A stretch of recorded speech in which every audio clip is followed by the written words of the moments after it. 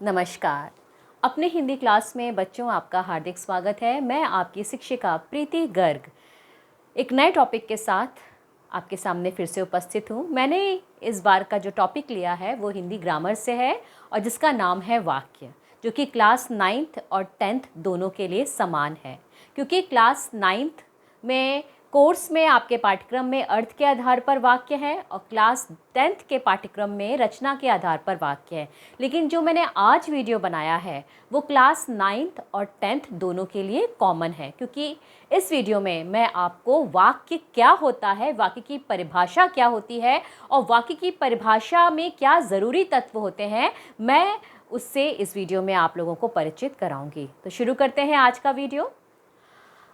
यहाँ पर मैंने वाक्य की परिभाषा लिखी है, आप ब्लैक बोर्ड पे लिखा हुआ देख रहे होंगे। मैंने परिभाषा लिखी है, ऐसा सार्थक शब्द समूह जो व्यवस्थित हो तथा पूरा आशय स्पष्ट कर सके वाक्य कहलाता है। यानी कि अगर हम इस परिभाषा को स्पष्ट करें तो इस परिभाषा का जो मतलब है वो ये है कि शब्दों का ऐसा समूह, सार्थक शब्दों का समूह जिसका कि कोई क्रम हो, जो शब्द क्रम में हो और जो एक व्यवस्थित रूप में हो, वही वाक्य कहलाता है। यानी कि जो वाक्य होते हैं उसमें जो शब्द समूह होता है वो सार्थक होता है, सार्थक शब्दों का समूह होता है। सार्थक मतलब ऐसे शब्द जिनका कि कोई अर्थ हो, उसका समूह होता है। और वो जो शब्द हैं वो एक क्रम में व्यवस्थित रूप से उसमें लिखे गए होते हैं और उस पूरे वाक्य का, उस पूरे समूह का एक अर्थ निकलता है, तो उसी को हम वाक्य बोलते हैं।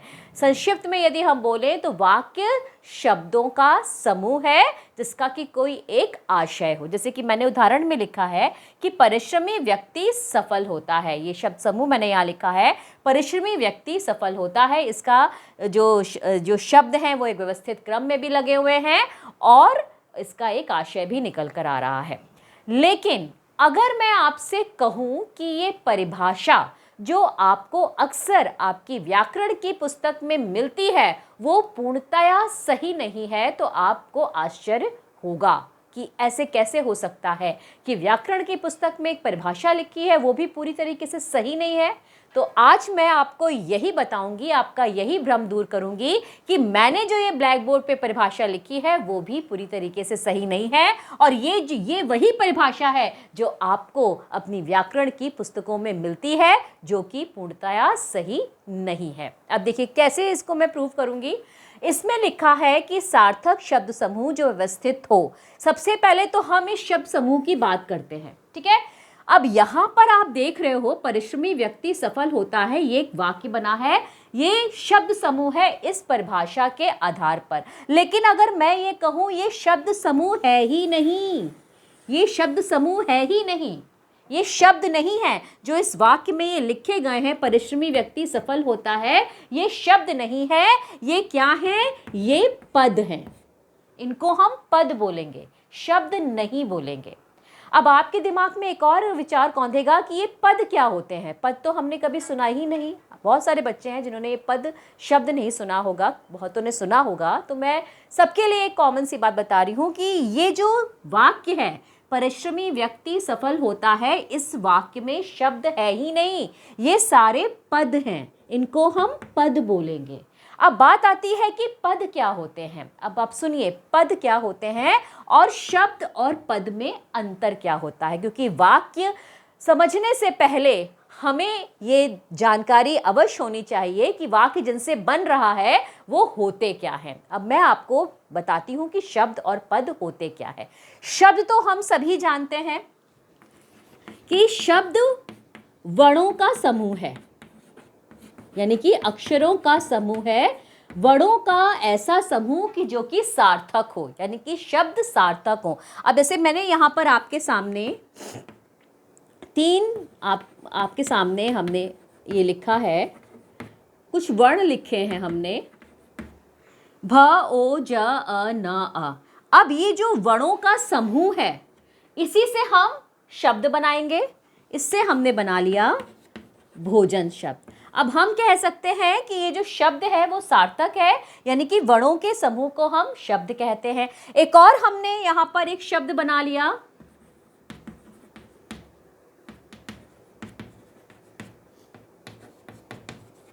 ये हमारे पास वर्ण समूह है, इसको हमने पूरा जोड़ा तो ये एक नया शब्द बन गया कमल। हमने यहाँ भोजन शब्द बनाया था, यहाँ हमने एक नया शब्द बना दिया, कमल बना दिया। अब शब्द को तो हमें समझ में आ गया कि शब्द क्या होते हैं। शब्द वर्णों का समूह है, जो कि ऐसा वर्णों का समूह जो सार्थक हो, यानी कि शब्द वाक्यों के लिए, यदि हम वाक्य के संदर्भ में हम शब्दों की बात करें तो शब्द सार्थक होते हैं, वही शब्द शब्द कहलाते हैं जो कि सार्थक होते हैं, जो वाक्य में वही शब्द प्रयुक्त किए जाते हैं जो सार्थक होते हैं, यानी कि जिनका कोई अर्थ हो। अब यदि अगर मैं आपके सामने लिखूं कि अगर मैं इसको ऐसे लिख दूं, ज अ न अ भ अ, वर्ण समूह तो ये भी है। अब हम इसको जोड़ें तो हमारे सामने क्या शब्द बनकर आएगा, नजभो। अब इसको तो हम सार्थक नहीं बोल सकते, ये तो हम शब्द की कैटेगरी में नहीं रखेंगे क्योंकि ये निरर्थक है, जिसका कि कोई अर्थ ना हो। तो वर्णों का ऐसा समूह जिसका कि कोई अर्थ होता है, व्याकरणिक दृष्टि से हम उसे ही शब्द कहते हैं और वाक्य की रचना में हम वही शब्दों का प्रयोग करते हैं। ठीक है, तो यहां तक हमें बात समझ में आ गई कि हमने शब्द पता चल गया कि शब्द क्या होते हैं, शब्द वर्णों का समूह होता है। अब दूसरी जो शब्द के बारे में हम बात करें, यदि हम शब्द के बारे में बात करते हैं तो दूसरी जो विशेषता शब्द की होती है वो क्या होती है कि शब्द स्वतंत्र होते हैं। पहला हमने पढ़ा कि शब्द वर्णों का समूह होता है, दूसरा शब्द क्या होते हैं, स्वतंत्र होते हैं। स्वतंत्र कैसे होते हैं, अब हम इस बात को कैसे हम समझाएं। अब देखिए, मैंने यहाँ पर भोजन लिखा, भोजन के बाद मैंने यहाँ पर एक और शब्द लिख दिया, कमल लिख दिया।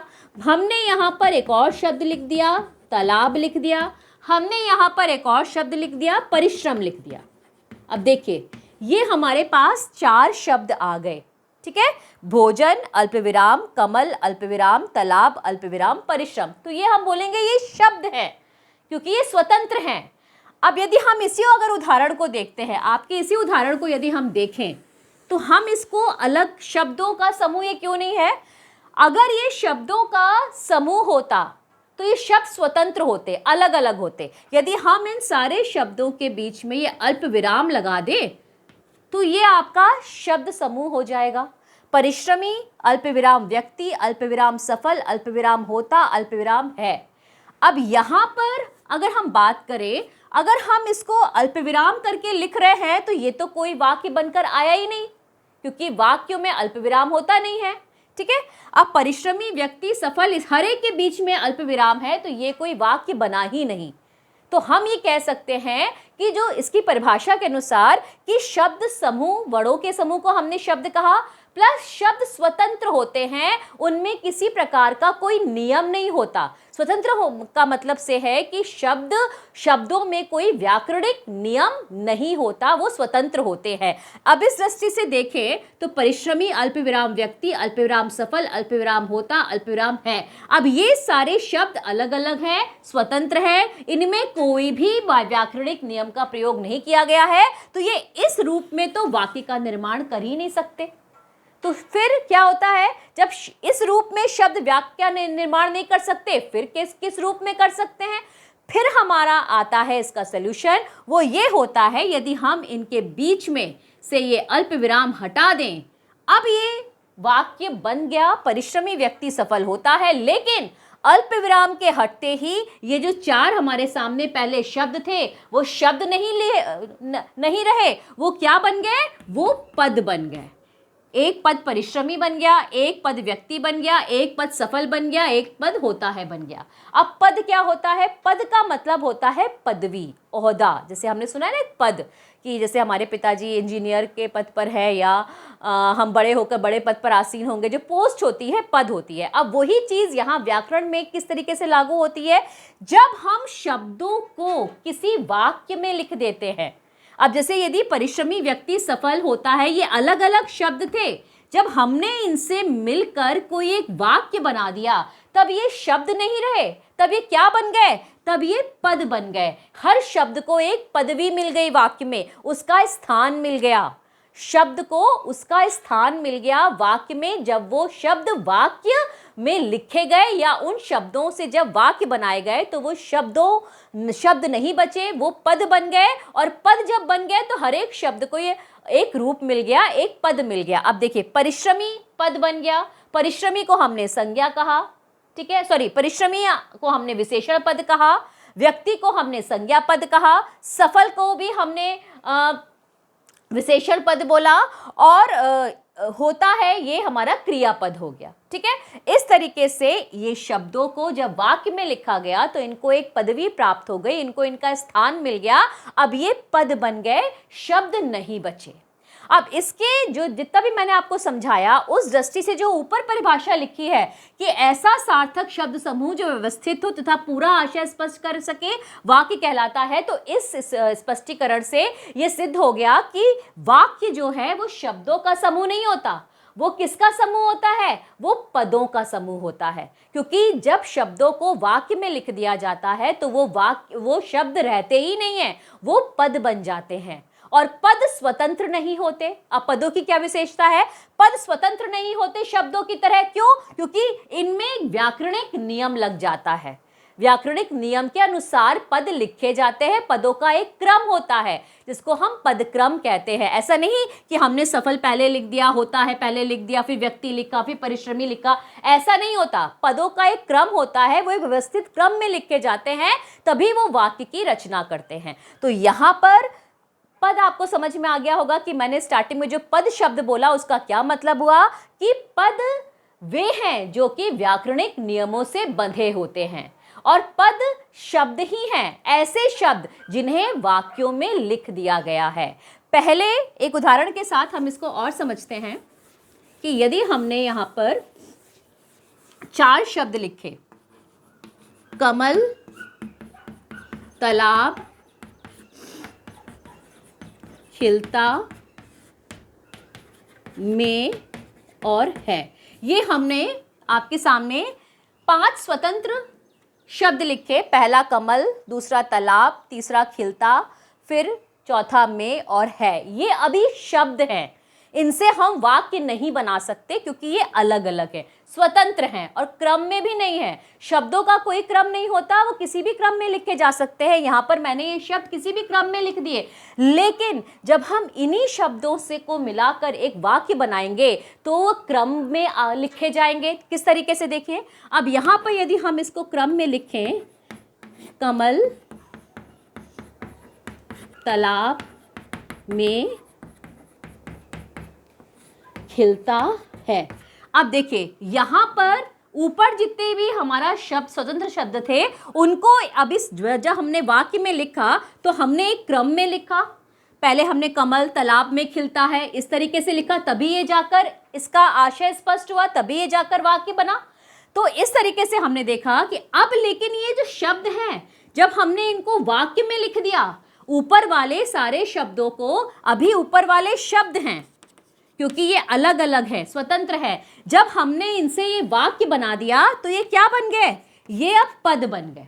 कमल तालाब में खिलता है, ये पदों का समूह हो गया, ये अब शब्द नहीं बचे क्योंकि इसमें व्याकरणिक नियम लागू हो गया। इन्होंने अपनी जो आज़ादी थी, स्वतंत्रता थी, वो खो दी। अब ये व्याकरणिक नियम में बंध गए और एक क्रम में व्यवस्थित रूप से लिखे गए। इसीलिए पदों का शब्द क्रम हम कभी व्याकरण में नहीं पढ़ते, हम हमेशा पदक्रम पढ़ते हैं, जो कि हमें वाक्यों में मिलता है कि वाक्यों में जो पद लिखे जाते हैं उनका एक क्रम होता है, उसे हम पदक्रम कहते हैं। और साथ ही हम कभी भी व्याकरण में शब्द परिचय नहीं पढ़ते, हम पद परिचय पढ़ते हैं, जो क्लास 10वीं के पाठ्यक्रम में भी है।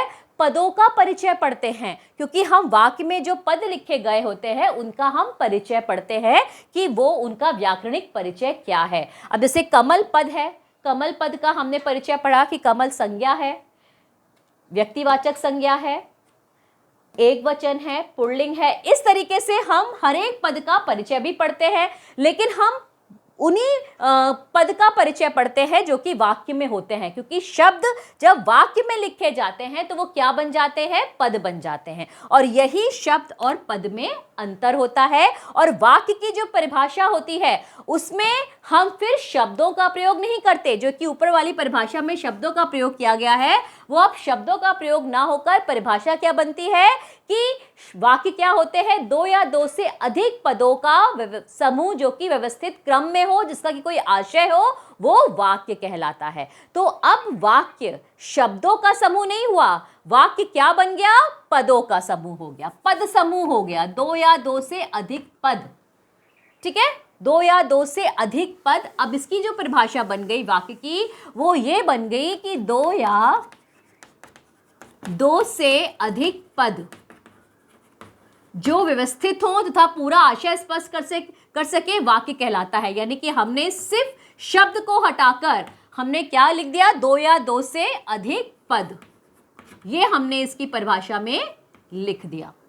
ठीक है, यानी कि शब्द, अब आपको समझ में आ गया होगा कि जो वाक्य होते हैं, वाक्य शब्दों का समूह नहीं होते, वाक्य पदों का समूह होता है। और शब्द और पद में यही अंतर होता है कि शब्द स्वतंत्र होता है और पद व्याकरणिक नियमों से बंधा होता है। अब जो शब्दों को वाक्य में लिख दिया जाता है, जब शब्दों को किसी वाक्य में लिख दिया जाता है, किसी वाक्य के रूप में लिख दिया जाता है, तो वो शब्द नहीं होते, वो पद बन जाते हैं। हमेशा ध्यान रखिए, पद की अगर कोई आपसे परिभाषा पूछे तो आप क्या बताएंगे कि पद क्या होता है, कि व्याकरणिक पद जब शब्दों को किसी वाक्य में लिख दिया जाता है तो वो शब्द पद बन जाते हैं, और जिनमें व्याकरणिक नियम लागू होता है, उनका एक क्रम होता है। या तो आप ये भी कह सकते हैं कि जब व्याकरणिक नियमों से बंधा हुआ शब्द ही पद कहलाता है, क्योंकि पद शब्दों से ही बनकर आया।